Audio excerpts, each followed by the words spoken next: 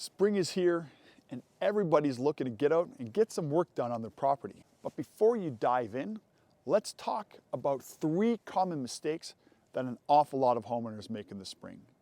These may seem harmless, but they really can set you back. So let's make sure that you are not making these same mistakes.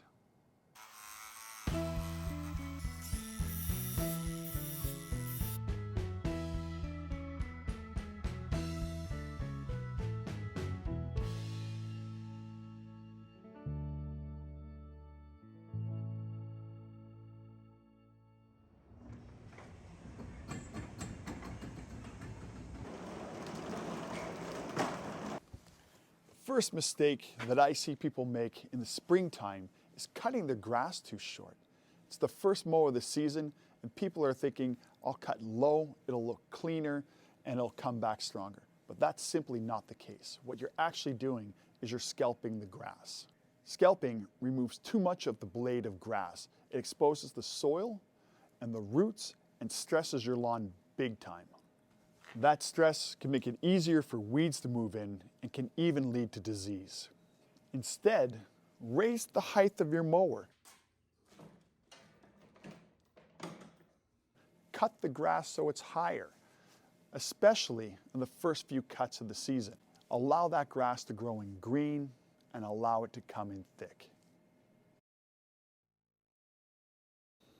The second mistake that people make is skimping on the spring cleanup.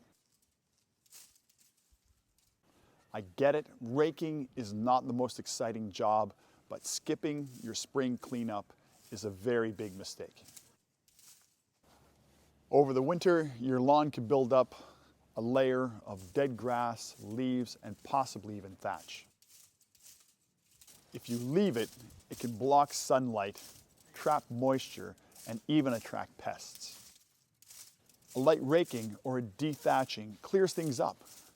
It allows water, air, and nutrients to get down into the soil. Now, the third mistake that I see people make is skipping on a preventative grub treatment. Now, grubs are one of the worst things that can hit your lawn, and usually the damage isn't even seen until the summer or even fall. When it comes to grub treatments, you really have a couple options. There are natural and traditional. Scott's sells a natural or a more natural product that uses Bacillus thuringiensis, strain of that bacterium. They also have their traditional, which uses chloranthranilipole.